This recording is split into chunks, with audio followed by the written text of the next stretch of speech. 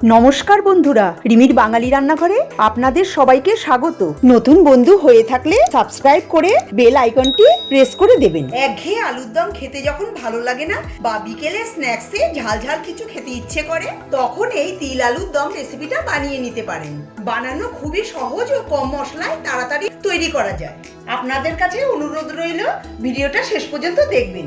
তাহলে চলুন দেখে নেওয়া যাক আমি কিভাবে এই রেসিপিটা বানাই। রেসিপিটা তৈরি করার জন্য আমি 1 কেজি ছোট আলু নিয়ে নিয়েছি। আলুগুলোকে প্রেসার কুকারে অল্প লবণ দিয়ে সেদ্ধ করে নিয়েছি, তারপর খোসা ছাড়িয়ে রেখে দিয়েছি। সবার প্রথমে আমি সাদা তিল শুকনো খোলায় ভেজে নেব। তার জন্য গ্যাসে প্যান বসিয়ে দিয়েছি। এবার এর মধ্যে দিয়ে দিচ্ছি 1 টেবিল চামচ সাদা তিল। এবার লো ফ্লেমে 2 থেকে 3 মিনিট সময় ধরে শুকনো খোলায় আমি তিলগুলোকে হালকা করে ভেজে নেব। হাই ফ্লেমে আমি তিলগুলোকে ভাজবো না, তাহলে তিল পুড়ে যেতে পারে। আর অনবরত নাড়াচাড়া করে এটাকে ভেজে নিতে হবে।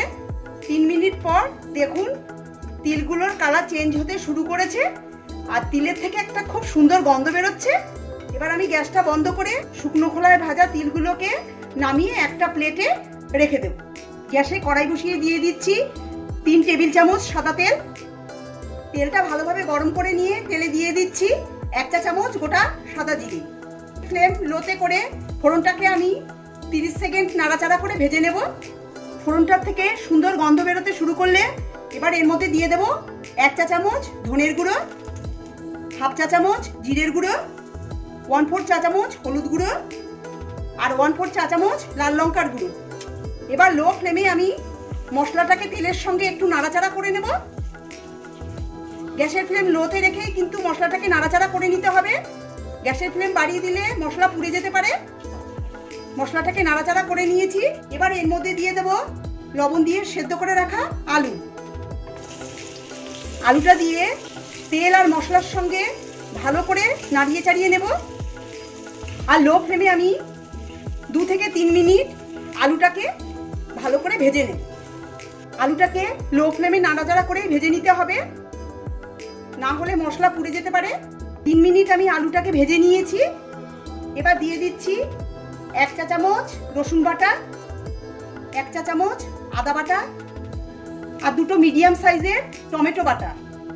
রসুন বাটা, আদা বাটা আর টমেটো বাটা দিয়ে ভালো করে আলুর সঙ্গে নাড়াচাড়া করে মিশিয়ে দেব। আর লো টু মিডিয়াম ফ্লেমে 2 থেকে 3 মিনিট আমি মশলা আলু কষিয়ে নেব। আমি এই রেসিপিটাতে জলের ব্যবহার করব না, কারণ এটা ড্রাই হবে। 2 মিনিট আমি মশলার সঙ্গে আলু ভালোভাবে কষিয়ে নিয়েছি। এবার দিয়ে দিচ্ছি স্বাদ মতো লবণ। আমি আলুটা সেদ্ধ করার সময় লবণ দিয়ে করেছিলাম, এখন আবার লবণ দিলাম। আর দেব 1/4 চা চামচ চিনি। লবণ আর চিনিটা দিয়ে ভালোভাবে আলুর সঙ্গে মিশিয়ে দেব। আর দিয়ে দেব কাঁচা লঙ্কা কুচি। এখানে আমি 2টো কাঁচা লঙ্কাকে ছোট ছোট করে কেটে নিয়েছি। কাঁচা লঙ্কাটা দিয়ে একটু নাড়াচাড়া করে নেব। আপনারা যেমন ঝাল খেতে পছন্দ করেন সেই অনুযায়ী কাঁচা লঙ্কাটা কম বা বেশি করে নেবেন। এবার 5 থেকে 6 মিনিট লো ফ্লেমে নাড়াচাড়া করে কষিয়ে নেব। রেসিপিটা ভালো লাগলে লাইক করবেন, শেয়ার করবেন সকলের সাথে আর অবশ্যই চ্যানেলটাকে সাবস্ক্রাইব করবেন পাশে থাকা বেল আইকনটি ক্লিক করে।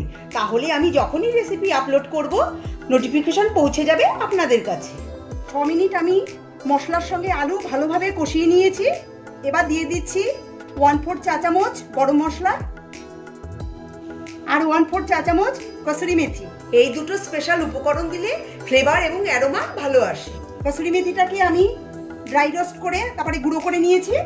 গরম মশলা আর কসুরি মেথি দিয়ে ভালো করে মিশিয়ে দেব। সবার শেষে দিয়ে দেব শুকনো খোলায় ভাজা সাদা তিল। সাদা তিলটা ছড়িয়ে দিচ্ছি। সাদা তিলটা দিয়ে একটু নাড়াচাড়া করে আলুর সঙ্গে মশলার সঙ্গে মিশিয়ে দেব। সাদা তিল ভালোভাবে মিশিয়ে দিয়েছি। গ্যাসটা আমি বন্ধ করে দিচ্ছি। তৈরি হয়ে গেল তিল আলুর দম। এবার আমি গরম গরম সার্ভ করে নেব। এটা আপনারা স্টার্টার হিসেবেও খেতে পারেন অথবা ভাত, রুটি, লুচি, ফ্রাইড রাইস, পোলাও সব কিছুর সঙ্গে সার্ভ করতে পারেন। তাহলে বন্ধুরা আপনারা দেখলেন যে এটা বানানো কত সহজ আর খেতে খুবই টেস্টি হয়। আমার আজকের রেসিপি যদি ভালো লেগে থাকে তবে কমেন্ট করে জানাবেন। নতুন বন্ধু হয়ে থাকলে আমার চ্যানেলটিকে সাবস্ক্রাইব করার অনুরোধ জানালাম। পাশে থাকা বেল আইকনটি নিশ্চয়ই প্রেস করে দেবেন, তাতে আমি নতুন রেসিপি আপলোড করলেই আপনাদের কাছে নোটিফিকেশন পৌঁছে যাবে।